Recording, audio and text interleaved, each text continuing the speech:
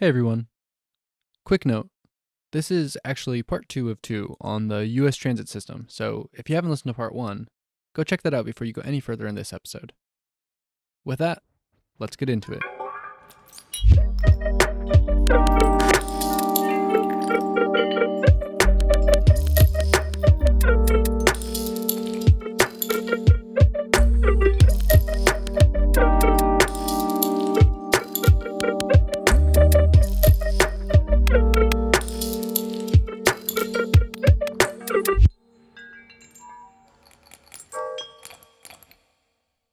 As I talked about last time, the United States has invested fluctuating efforts and funds into the public transit system.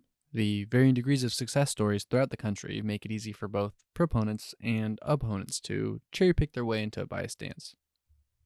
Now, I wouldn't say there aren't legitimate qualms to be had with American public transit, especially as I've mentioned, in more rural or suburban areas where their entire lifestyle has revolved around cars as the near only form of transportation. But I think there's some evidence to suggest that some of the anti train and bus sentiment is rooted in goals beyond simply trying to provide the best form of transportation for people. And I think there's almost no better example of this sentiment than the actions of America's favorite billionaire bros, the Koch brothers. Now, David Koch is dead, but prior to that, he and Charles were both some of the richest individuals and family members ever to live. Like just about any other billionaire on earth, they were labeled philanthropists, which I don't know. It literally seems like bad press to not give away your money when you have that much.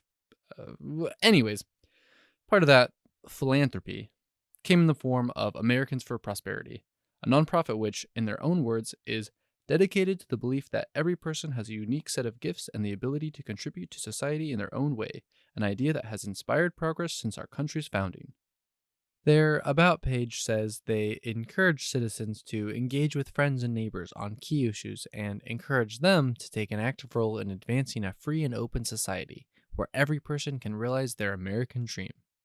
The Koch brothers have distanced themselves from direct involvement with the organization. It's not surprising when their names are so infamous. And while Americans for Prosperity does not disclose its funding or where it comes from, it doesn't have to due to its nonprofit status. Investigative reporting has found that the Koch brothers have continued to donate millions of dollars. They describe themselves as a grassroots movement where volunteers from all 50 states work towards a better future. Depending on who you are, you may think this is true.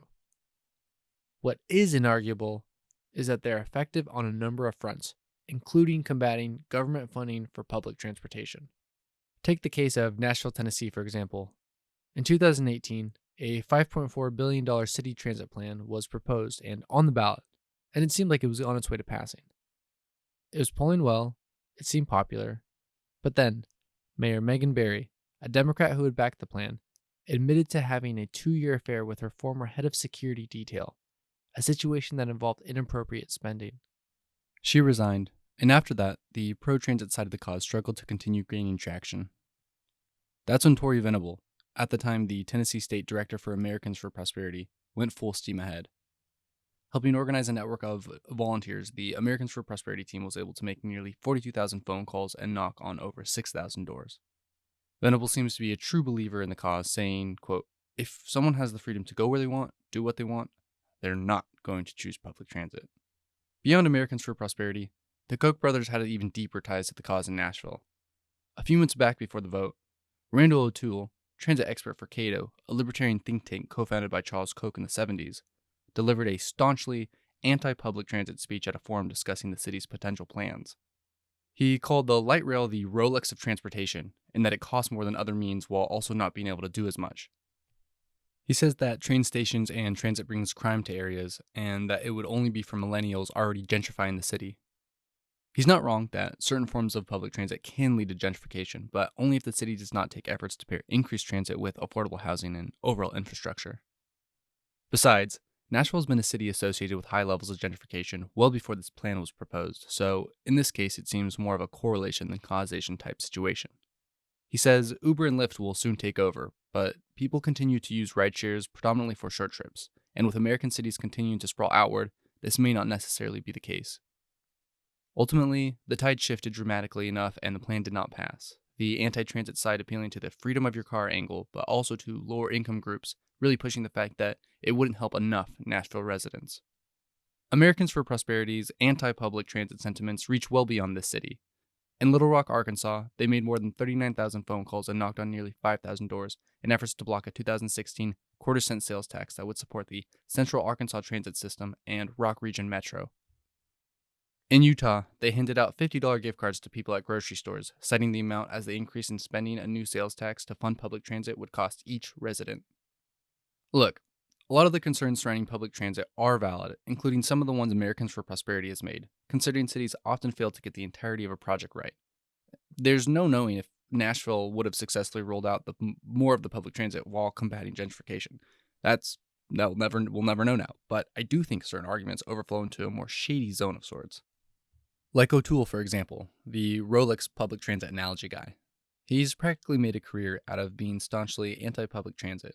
In 2017, he wrote an article called 9 Reasons Few Americans Use Transit, in which he dismisses the notion that Americans have any particular greater obsession with their cars than anyone else, and that it is all based on practical usage, citing facts like public transit is demeaning because you can't play your music loud or eat in public, and you have to keep your bag in your lap.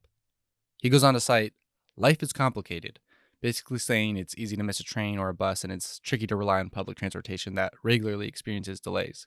And he's right. Americans spend millions of hours each year waiting for delayed routes, but according to a study by Agero Incorporated, a vehicle technology company, Americans experience 69 million breakdowns a year, costing the U.S. economy $41 billion, estimating 30 million missed workdays and $9 billion lost in profit for both businesses and individuals as a result of faulty vehicles. Another angle O'Toole takes is that our push for more public transit is really due to a heaping case of European envy, that we're raised to believe Europe is better than us and we should be more like them. Now, personally, I don't know what the fuck he's talking about. Sure, Americans like British accents and we blow a bit too much smoke up Scandinavia's ass, look up racial disparity in the region for a real good time, but I don't know, maybe I'm wrong, but it seems like beyond a few superficial points, Americans don't spend a ton of time thinking about how much better Europe is than us. The funny thing is, he tries to immediately flip this for his own argument, saying our European envy is falsely placed anyhow, because while Europeans ride much more transit than Americans, average of 34 miles a year, he says that they still only ride an average of 89 miles a year, citing a report by the Eurostat European Commission. Well, I read the same report, and it's one of those situations where O'Toole almost seemed to be gaslighting me from the screen, because his numbers are so wildly inaccurate it made me feel like I was missing something. I'll explain. The report cites all distances in kilometers, so let's convert O'Toole's numbers. He says Americans ride public transit 34 miles a year, which is an equivalent of 54.7 kilometers, so we'll round up to 55. 89 miles for the European number converts to 143.2 kilometers, so we'll round down to 143. With those conversions, I started reading. The information he uses is outdated, the report being from 2009 and the data being from 2006. But even then, Switzerland averaged 2,212 kilometers of public transit traveled per inhabitant. France clocked in at 1,288 kilometers. Austria, Denmark, and Sweden all hit above 1,000. The overall European Union averages 782 kilometers, with the wealthiest topped EU 15 nations averaging 862. With numbers so insanely different than O'Toole's, I wanted to make sure I wasn't missing anything, so I started digging through data charts in the report that he hadn't even cited, just in case there was a typo in his citations or something. But still, nothing. I even word searched the entire nearly 200-page report for the numbers 89 and 34 and the kilometer equivalents of 54/55 and 143/144 due to rounding, and nothing. Couldn't find them.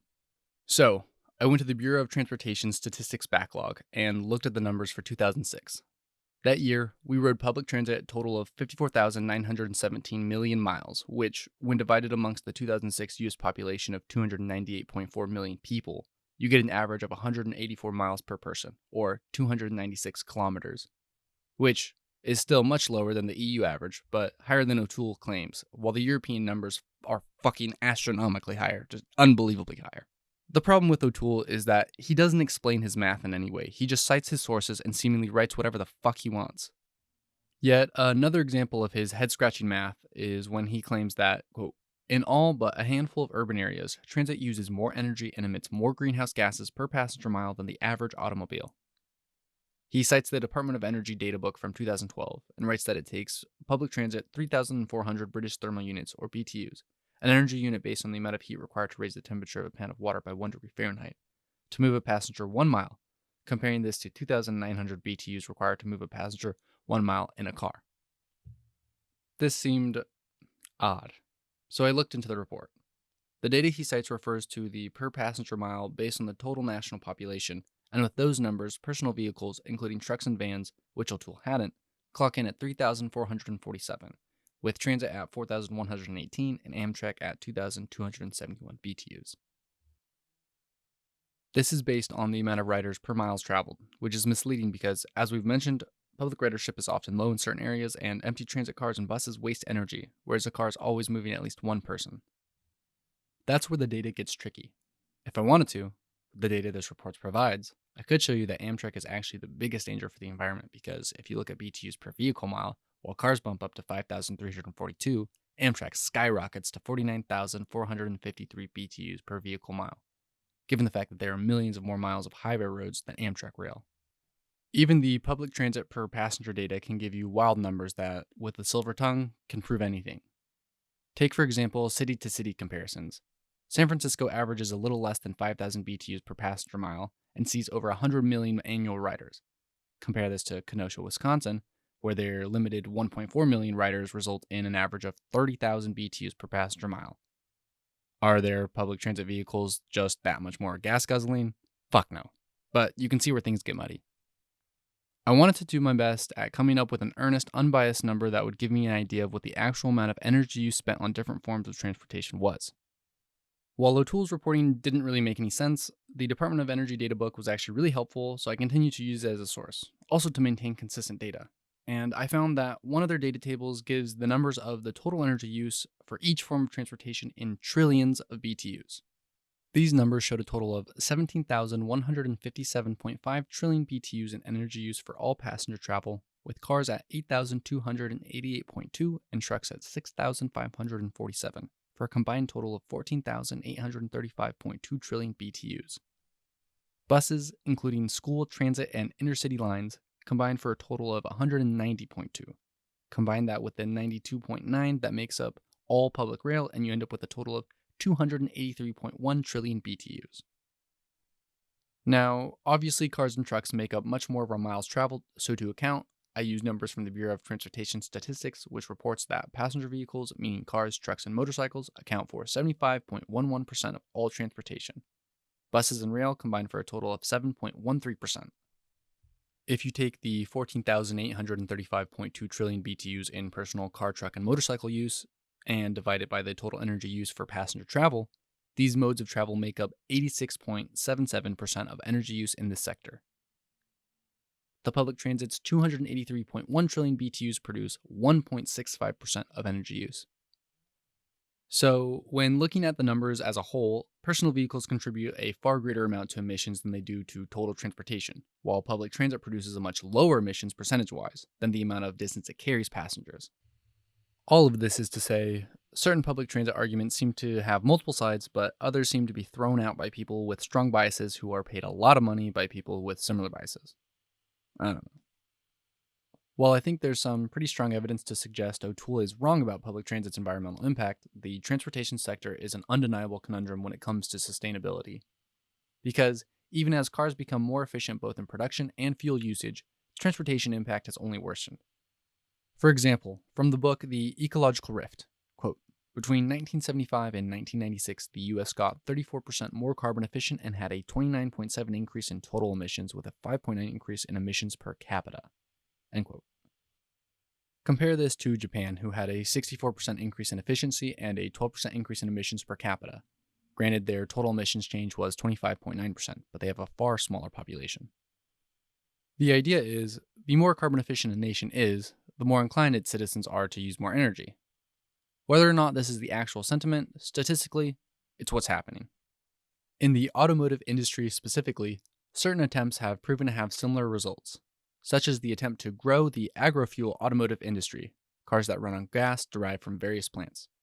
Problem is, this industry promotes monocropping, which depletes soil nutrients and is too considered environmentally detrimental. while certain ways of producing agrofuels may actually lead to an increase in carbon emissions. Electric cars have also surged in popularity as of recent. Although they help combat a number of issues, the lithium batteries they run on continue to be a source of environmental degradation in places the lithium is mined, poisoning water supplies in places ranging anywhere from Tibet to Bolivia, where lithium is frequently mined on the salt flats, a relatively cheap and time-efficient process but requires 500,000 gallons to extract every ton of lithium. Guillermo Gonzalez, a lithium expert from the University of Chile, explained it plainly in a 2009 interview. Quote, "Like any mining process, it is invasive. It scars the landscape. It destroys the water table and it pollutes the earth and the local wells. This isn't a green solution. It's not a solution at all." End quote. Attempts are being made to more sustainably extract and recycle lithium, but it won't be simple. For example, researchers led by the Birmingham Energy Institute are exploring ways to more safely reuse lithium ion, as there have been a number of fires at recycling plants where this material was stored. Beyond this, the process of recycling batteries needs to become more effective to make a real impact. Because lithium cathodes degrade over time, it can be difficult to determine a recycled battery's remaining power abilities. While taking a car battery and using it for something else that requires less concentrated energy can work pretty well, the batteries from smaller items, like cell phones, are still difficult to repurpose. Stephen Voller, CEO and founder of Zapco, a carbon ion energy storage company, says that this is a key issue in bettering the carbon footprint of the mobile industry. As he puts it, quote, "That's the problem with recycling any form of battery that has electrochemistry. You don't know what point it is at in its life. That's why recycling most mobile phones is not cost effective. You get this sort of soup." End quote. All of this is a headache and a half, but this doesn't even touch the fact that cobalt, another key ingredient in battery production, is far more at risk of running low in the near future. Cobalt is found in the Democratic Republic of Congo and hardly anywhere else. Because of this, its price has skyrocketed in recent years, and with an ever-rising need for it and only so much in a concentrated area, many parts of the country have been environmentally ravished, where extremely underpaid and undercompensated people, sometimes children, are hired to do the extremely dangerous task of extracting the chemical element.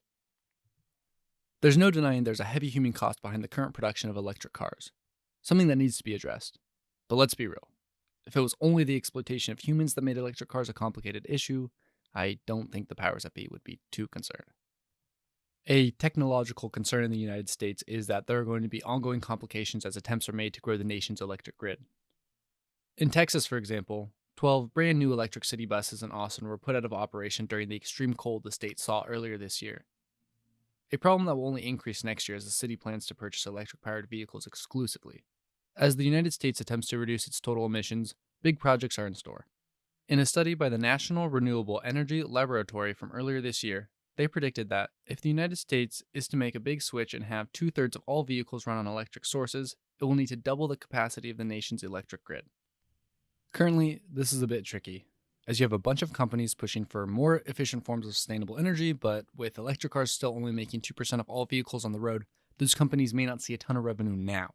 However, in order to get more people to buy electric, they need to be reassured that there's enough investment in sustainable energy for their electric car.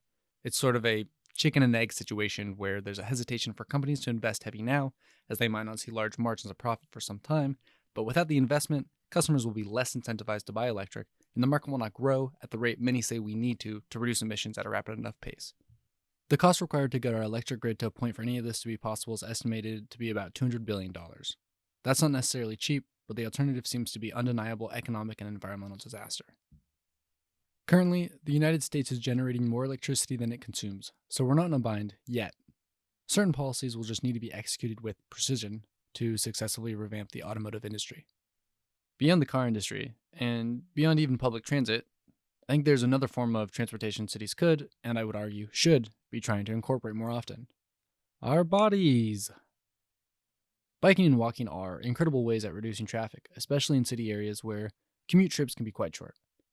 But herein lies a pickle. Sometimes a trip that would be one stop on a light rail or just over a bridge on a bus can be quite lengthy or unsafe to walk. While we have great mappings of our streets and rails, the United States has not prioritized analyzing or even gathering data about walking routes in cities. This has often made walking obsolete, as many places are designed in such a way that it's just too far to travel on foot. Even if your nearest grocery store is a mile and a half away, that's a 3-mile round trip, carrying who knows how many grocery bags for half of that. Now, the reality is, some cities are so sprawling the walkability improvement may not really see any big strides anytime soon, because public transit projects make far more sense in those places, but in denser areas, walkability can improve multiple parts of people's lives. Studies have shown that walkability can improve not only the physical, but also cognitive health of older residents, while cities with high walkability also showed links to a higher interest in community arts and general civil engagement. Speaking from personal experience, I walked on foot in college more than any other time in my life, and I feel like I know that town so deeply. The frequent characters I'd come across. A guy who would do handstands on the rails of the footbridge I took to work. The dude who with a decked out bike who had a sign that said, "All we need is love and $1 million." I knew each path of the river trails, the safest place to smoke a joint and avoid the bike cops. I loved walking downtown, getting 20-cent dolmas at the local market and buying illustrations sold by artists on a city corner. There's an undeniable connection when you actually walk through your city on a daily basis. Certain cities are working to improve mapping and pedestrian routes, keeping in mind things like traffic and air quality, while also adding things like motion censored lights for people walking at night. Bike paths obviously go hand in hand with walking projects, and in some cases are bigger, as bikes allow for longer commute distances. The combination of the two could vastly improve traffic and overall emissions in a city, because if people who can travel by foot or bike do, that's a huge step in the right direction. But overall, we live in a world that is going to require most people to travel on some form of motorized transportation, and I wouldn't be surprised if in the next few years we see one of the biggest efforts to expand public transit in our lifetimes. As I mentioned at the start, our current president is a huge advocate for public transit. Of course, he's also very interested in the bolstering electric car industry. He recently drove the 2022 Ford F-50 Lightning, the company's first fully electric truck.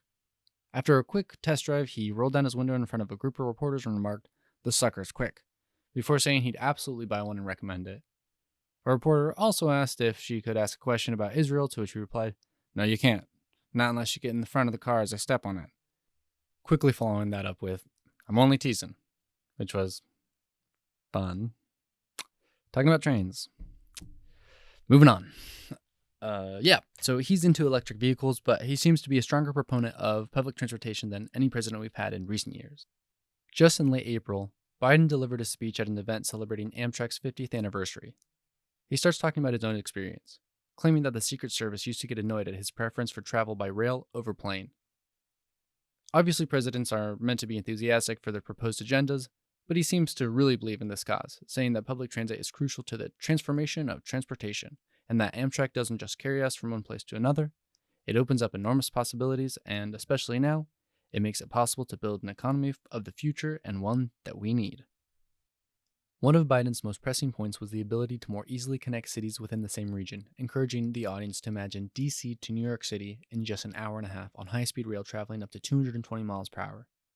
Even now, he says if we weren't to have the current Northeastern Corridor rail system in operation, its absence would cost the United States $100 million a day. Quick trips connecting Atlanta to Charlotte, Chicago to Detroit, DC to Baltimore in a mere 21 minutes. Faster and more frequent lines from LA to Vegas, which he imagined would be very popular on Friday afternoons. He was clear to state that this wasn't just a plan for big cities, that he hopes to see public transit grow nationally and provide access to up to 160 previously underserved communities, connecting towns who, as he says, have been left out of the game. At least from his speech, he sees rail as more than a potential to change passenger transport. According to him, if just 10% of freight trucks instead traveled by rail, it would remove 3.3 million vehicles from the road. This was actually an interesting point to bring up at an Amtrak-sponsored event, as some shippers believe sharing more rail lines with public transportation could delay essential goods while also raising shipping costs. Amtrak plans are believed to help boost several economies through increased tourism and downtown spending, but at what cost?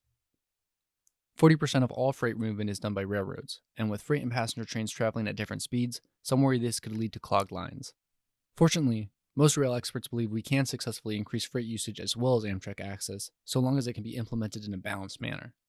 Amtrak and the freight industry have long had disagreements, so it probably won't be their last potential conflict, but hopefully it's one that can be avoided.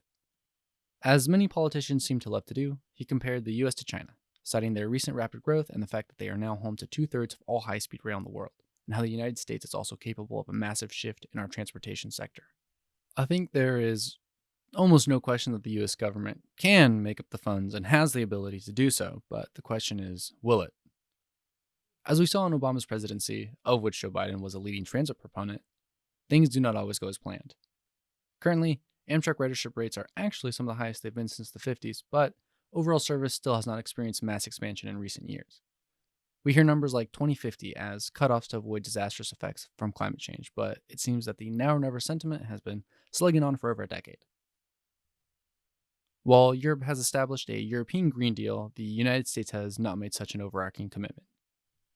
Recently, however, as in just a few weeks ago, Biden proposed a $6 trillion budget plan with plans to raise the nation's total spending to $8.2 trillion by 2031 in an effort that would take the US to its highest level of spending since World War II.